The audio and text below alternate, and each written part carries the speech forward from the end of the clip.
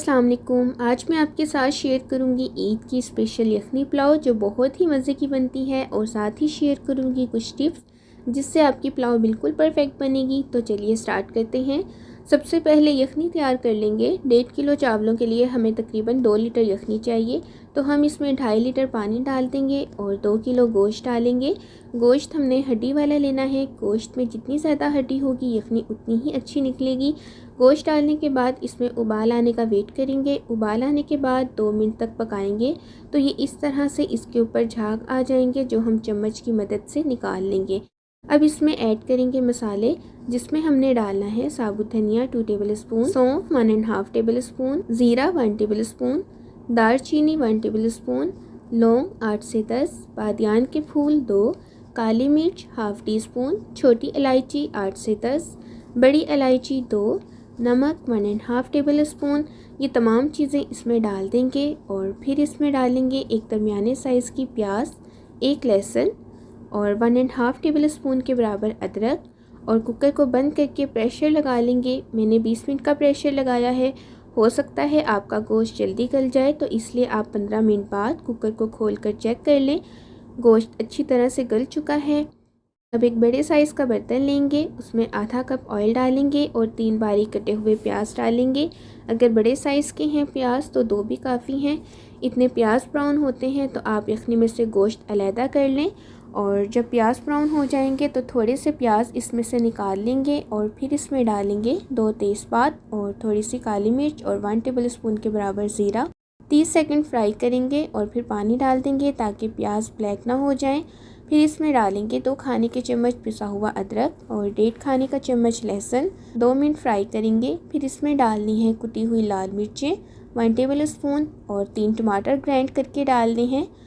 जब oil separate होने लगे तो इसमें आधा कप दही डालनी है और अच्छी तरह से मिक्स करेंगे। मसाले की भुनाई कर लेंगे और चम्मच हमने मुसलसल हिलाते रहना है। जब मसाला ऑयल छोड़ने लगे तो इसमें गोश्त डालकर 2 से 3 मिनट तक फ्राई करेंगे और फिर इसमें यखनी डाल देंगे। यखनी को छलनी से छान लेंगे ताकि जो बारीक हड्डियाँ हैं वो निकल जाएं। 1.5 किलो चावल में मैंने 2 लीटर यखनी डाली है। अगर आपके चावल ज़्यादा फूलते हैं तो 2.5 लीटर डाल लें। सबके चावल डिफरेंट होते हैं इसलिए अपने हिसाब से पानी रख लें। इसमें 4 हरी मिर्ची डालनी है। इस स्टेज पर आप नमक चेक कर लें। नमक थोड़ा सा तेज़ होना चाहिए इस पानी में। 1.5 टेबल स्पून मैंने यखनी में डाला था और 1 टेबल स्पून अब मैं इसमें डाल रही हूँ। फिर इसमें चावल डाल देंगे जिन्हें हमने आधे घंटे के लिए भिगो दिया था। हल्का सा चम्मच से मिक्स करेंगे और चम्मच बहुत ज़्यादा नहीं फेरना, दरमियानी आंच पर कवर करके पका लेंगे। थोड़ी देर बाद चम्मच की मदद से चावल साइड पर करके चेक कर लेंगे।